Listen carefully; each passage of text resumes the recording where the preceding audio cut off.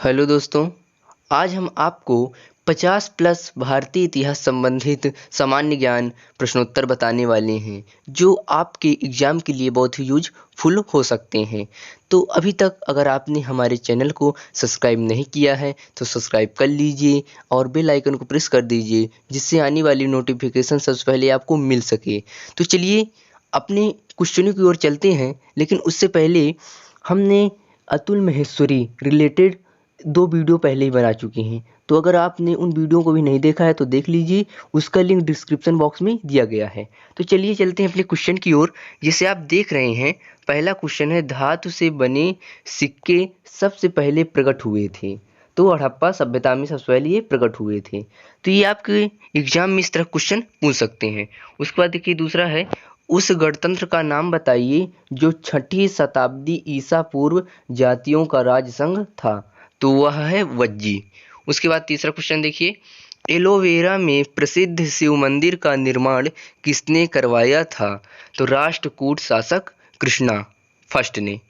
उसके बाद देखिए, सिंधु अर्थव्यवस्था की ताकत थी तो कृषि थी। तो इस तरह आप देख रहे हैं, ये क्वेश्चन बहुत ही इंपॉर्टेंट आपके एग्जाम के लिए होने वाले हैं। उसके बाद देखिए, इलाहाबाद स्तंभ शिलालेख किसने बनवाया था। तो हरिसेन ने। उसके बाद देखिए, राजस्व अधिकारी टोडर मल ने किसके अधीन सेवा की थी। तो शेरशाह के अंतर्गत। उसके बाद देखिए, भारतीय राष्ट्रीय सेना का संस्थापक कौन था। सुभाष चंद्र बोस। किस मुगल शहंशाह ने मुगल राजधानी आगरा से दिल्ली स्थानांतरित की। तो अकबर ने किया था ये। उसके बाद देखिए, कलंक के विरुद्ध अशोक के अभियान की जानकारी का मुख्य स्रोत क्या है। शिलालेख X3, इसका मतलब समय 14।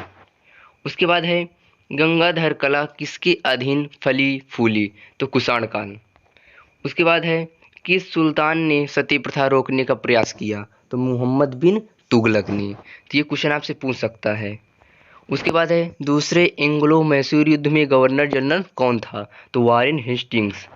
उसके बाद देखिए, किस मुगल शासक ने संगीत और नृत्य पर प्रतिबंध लगाया था। तो औरंगजेब। ये क्वेश्चन आपसे पूछ सकता है, मोस्ट इंपोर्टेंट क्वेश्चन है क्योंकि ज़्यादातर एग्जाम में पूछा जा चुका है।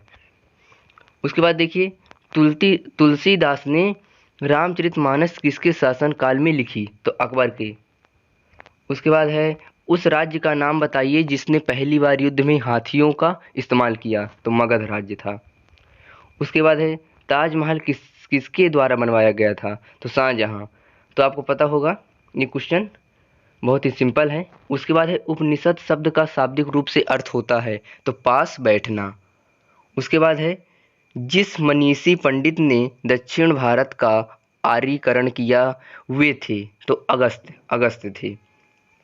उसके बाद है, वैदिक संहिताओं में से भारतीय संगीत का उद्गम किसमें से खोजा जा सकता है। तो सामवेद। आपको पता होना चाहिए, सामवेद को संगीत का जनक भी कहते हैं। तो ये क्वेश्चन बहुत ही इंपॉर्टेंट है। उसके बाद देखिए, प्राचीन भारत में प्राचीनतम बौद्ध विश्वविद्यालय का नाम बताइए। तो तक्षशिला। ये भी बहुत इंपॉर्टेंट क्वेश्चन है। उसके बाद है, हर्षचरित के लेखक कौन थे। बाणभट्ट। ये भी बहुत इंपॉर्टेंट क्वेश्चन है। हम इसमें ऐसे क्वेश्चन आपको बताएंगे जो आपके एग्जाम के लिए बहुत ही ज़्यादा यूजफुल होने वाले हैं। उसके बाद है, किस लड़ाई मोहम्मद गौरी के लिए दिल्ली क्षेत्र खोल दिया। तो तराइन की दूसरी लड़ाई। उसके बाद है, आर्य पूर्वों के साथ अपने संघर्षों में सफल रहे क्योंकि। तो उन्होंने घोड़ों द्वारा चलाए जा रहे रथों का प्रयोग किया। उसके बाद है, चोल राजाओं का शासन था तमिलनाडु पर। फिर क्वेश्चन है हमारा, सारे जहां से अच्छा हिंदुस्तान हमारा गीत किसने लिखा। तो मोहम्मद इकबाल। ये बहुत इंपॉर्टेंट क्वेश्चन है। उसके बाद देखिए, प्रथम बौद्ध परिषद कहाँ आयोजित की गई। तो राजगृह बिहार में। फिर है, द्वितीय विश्व युद्ध के दौरान जापान के किन शहरों में परमाणु बम गिराए गए। हिरोशिमा एवं नागासाकी। फिर है, दिल्ली में हुमायूं का मकबरा किसने बनवाया था। तो हाजी बेगम ने बनवाया था। क्रिप्स मिशन भारत में कब आया। तो 1942 में। देखिए, जितने भी क्वेश्चन हम आपको बता रहे हैं बहुत ही इंपॉर्टेंट है, इसलिए आप अच्छे से इन्हें पढ़ लीजिएगा। और अभी तक अगर आपने वीडियो को लाइक नहीं किया तो लाइक कर दीजिए। उसके बाद है, भारत माता नामक प्रसिद्ध पेंटिंग के चित्रकार कौन थे। अबींद्रनाथ टैगोर। किस भारतीय शासक ने कलिंग का युद्ध लड़ा? तो अशोक ने, ये आपको पता ही होगा। उसके बाद है कौन से दशक को औपनिवेशवाद समाप्त करने का युग कहते हैं? तो 1950 को। फिर है पंचतंत्र की कथाओं का संकलन किसने किया? तो विष्णु शर्मा। ये भी बहुत इंपॉर्टेंट क्वेश्चन है। उसके बाद है कथकली नृत्य किस राज्य से संबंध है? तो केरल राज्य से। उसके बाद देखिए कौन से गोल मेज सम्मेलन में महात्मा गांधी जी ने भाग लिया था? तो द्वितीय गोल मेज सम्मेलन 1931 में। तो देखिए सारे क्वेश्चन जो यहाँ पर बताए जा रहे हैं बहुत ही इम्पोर्टेंट हैं। उसके बाद देखिए इंडिका किसने लिखी? तो ये मेगास्थनीज। और मेगास्थनीज अगर आपसे पूछ ले मेगास्थनीज किसके दरबार में आया था? तो चंद्रगुप्त मौर्य के दरबार में। ये भी क्वेश्चन आपसे पूछ सकता है। उसके बाद है देखिए आर्यों ने मनुष्यों के जीवन को चार में विभाजित किया। तो चार आश्रम में विभाजित किया। उसके बाद है गांधी जी ने करो या मरो का मंत्र कब दिया था? तो भारत छोड़ो आंदोलन के दौरान दिया था। ठीक है। उसके बाद है देखिए सिंधु घाटी की सभ्यता के लोग किस देवता की पूजा करते थे? तो पशुपति की। उसके बाद है जोन ऑफ आर्क की मृत्यु कैसे हुई? तो धर्म द्रोही या विधर्मी मानकर जलाने से। फिर है the kingdom of God is with in you पुस्तक किसने लिखी है? तो लियो टॉल्स्टॉय ने। फिर है किस सुल्तान को खलीफा से सम्मान वस्त्र प्राप्त हुआ था? तो इल्तुतमिश को। इल्तुतमिश को दिल्ली सल्तनत का वास्तविक संस्थापक भी माना जाता है। तो आप इसको भी याद कर लीजिए। उसके बाद है कनिष्क प्रथम किसका पृष्ठपोषक था? महायान बुद्धवाद। गीत गोविंद का लेखक कौन था? तो जयदेव।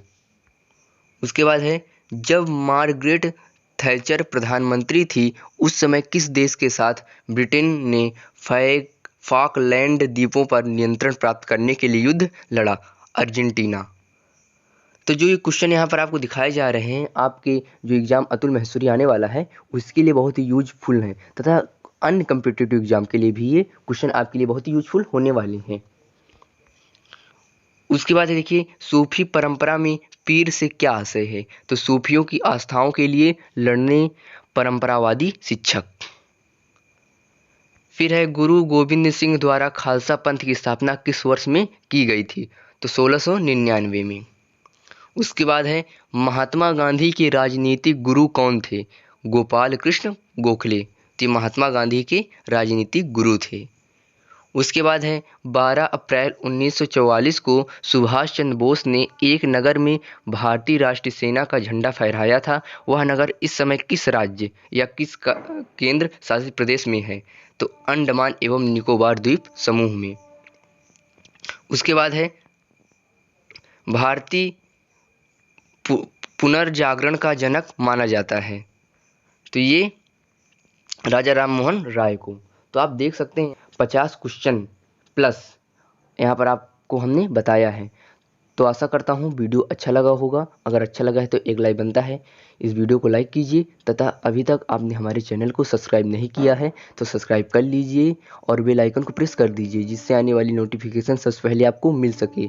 और हम आपके लिए ऐसे ही वीडियो बनाते रहते हैं तो सब्सक्राइब कर लीजिए जिससे आपको सबसे पहले पता चले। और इन क्वेश्चनों को आप अच्छे से तैयार कर लीजिए क्योंकि आपके अतुल महेश्वरी एग्जाम के लिए बहुत यूजफुल होने वाले हैं तथा कोई भी आपका कम्पिटिटिव एग्जाम हो सभी में इस तरह क्वेश्चन पूछे जाते हैं।